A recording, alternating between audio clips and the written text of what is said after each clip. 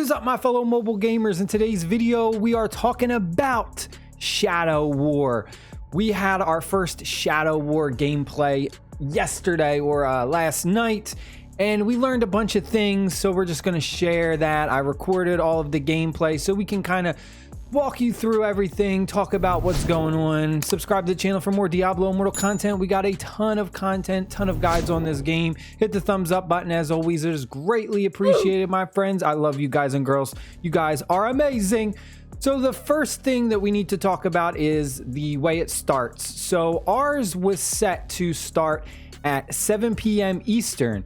However, the battle doesn't actually start at that time. So what happens is you have a 20-minute time period where you can kind of prepare with your guild and decide who is going to go in the 3 different zones, or at least start off, because you can switch throughout the battle. So you have your main battle, support battle 1, and support battle 2. So if we take a look at the screen recording, we'll see at the bottom it gives you a breakdown of your team and your opponent's team. So currently you'll see at this time in the video, the main battle, we have 18 players. For support battle 1, we have 10 players. And then finally for support battle 2, we have 8 players. And then if we look at our opponents really had no participation. So just a spoiler, we slaughtered them in this battle, unfortunately. But we'll see what happens Saturday for our finals. The main battle is when you're going to face off against your opponent's Immortal, which is controlled by your opponent's guild leader. And then for their main battle, they go up against my team's guild leader, and he is controlling the Immortal. Now for support battle 1 and support battle 2, these are kind of computer generated bosses, immortal bosses that aren't controlled by anyone but the computer. And these are a bit easier than the main battle. The main battle is how you basically win, because whoever does the most damage in the main battle wins. But the support battles can give your main battle a buff, which is very important. So a lot of people are going to come in here, and I'm sure I'm going to get some jackass comments. They're going to be like, oh, the best way to win this is to just spend money and swipe.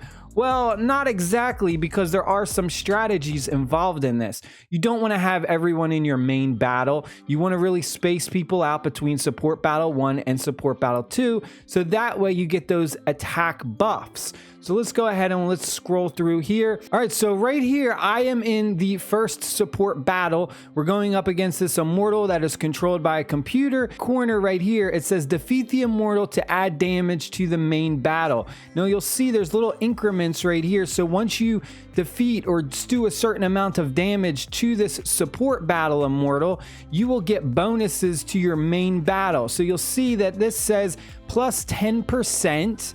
And this will just kind of increase as you go along. This is your main battle. So if you're in the support battle, you can kind of get an instance of, okay, how is our main battle doing? We had our Immortal still had 98%. At this point, theirs was down to 91%. You'll see we're getting a 10% increase to our main battle damage, and they have no percentage increase. We have 40 people total participating, and they only had 11. So we want to really just get these increments down, so that way we just keep adding bonus damage to our main battle. So one thing that I want to suggest, and this is kind of just a strategy that I'm just kind of talking about, is this is one thing that I would like to try out, and maybe you could try it out with your guild as well. At the beginning, instead of having anyone go to the main battle, send everyone to the support battles, right? So you're going to have everyone go into support battle 1, destroy the Immortal boss as fast as you can. That way you get all this extra bonus damage. Then you're going to jump all into support battle 2, destroy that Immortal as fast as you can. You're going to get even more support damage. And then jump into the main battle, and you'll have a ridiculous amount of extra damage.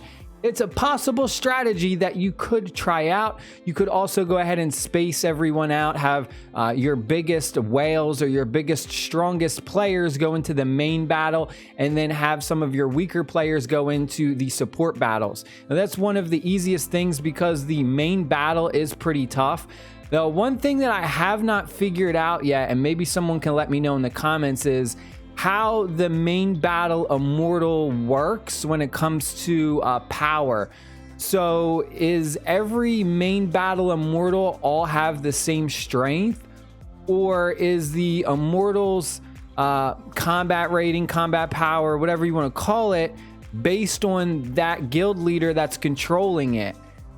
So I don't know if it's universal, or if your guild leader is a whale, he's going to be a ridiculously strong immortal. That's the one thing that I'm not 100% sure about. Maybe someone can answer that. The other thing that we also learned about this battle was that it's ridiculously hard for melee damage dealers. So if you're like a barbarian or a crusader, it's really hard for you to get damage off on this immortal that's controlled by a human. A lot of times you'll see in the video, I was constantly getting one-shotted or two-shotted. It really helps out if you have a lot of demon hunters, if you have a lot of necromancers. It really seems like ranged damage dealers are very favored in this battle because they can kind of stay away from the immortal and just pump out damage. Whereas someone like a barbarian, I gotta run in there, and the immortal has a lot of, you know, close AoE high damage, so it can be really tough for barbarians and crusaders. The thing that you also can do is try and put on some of your ranged abilities if you do have any. As a barbarian, I know you have the hammer attack, but there is a legendary effect that I got that you can put on one of your pieces, and it makes your hammer that you would usually smash down, it makes it a ranged attack. So instead of smashing the ground with the hammer, you throw the hammer. So you could do something like that to just get some range damage. It's definitely a lot harder though for melee damage dealers. And then after the battle, we got some pretty sweet rewards. We got a bunch of gears, some really good XP, some gold, some stuff to upgrade our equipment. Another thing that you can do that's really cool is, let me just get right here. After the battle, you can go ahead and go to the group brackets. And if you click this little icon right here, it is an eye. It will actually give you a breakdown of the battle. So you could do this for your battle or other people's battles to check out and see how they performed. So if we click that, we then go to a battle log overview, and you'll see stuff like main battle, support battle 1, support battle 2, and this really gives you a good breakdown of what you can kind of expect, how your team performed, and you can kind of make adjustments from there. They only had 2 people in support battle 1, and then their main battle was pretty much where they put everyone. And we can take a further detailed look down. If you click details, you have offense, you have defense, and we can kind of take a look and see how well our team performed as well as the opponents. So we can see the combat rating, the level, the shadow rank, and also the damage ratio. But you can also check out your immortals and how the immortals played. So our immortal B is defense. So our guild leader, Galaxy, level 60, 27 Paragon. He went ahead, he had 88 kills. He did say, however, that throughout the battle, his game glitched or something, and he wasn't able to attack anyone. So unfortunately, that's one of the extra reasons why his kills were so low, aside from them only having like 13 participants, which would mean, you know, there wasn't a lot of people for him to destroy as well. But then if we take a look at like their immortal, level 60, 17 Paragon, he had 115 kills. So you'll see our leader almost matched him in kills. They only had 13 participants while we had like 40. So it's a huge difference. But yeah, definitely check out the battle log, make adjustments. It's a lot of fun though. I will say this is a pretty fun battle. Definitely a bit more strategy involved than you would think. So don't think, like I said, to just have everyone in the main battle. Those support battles are ridiculously a game changer. And yeah, that's it. Have an amazing weekend. Stay happy, stay safe, my friends. I'll see y'all later. Peace.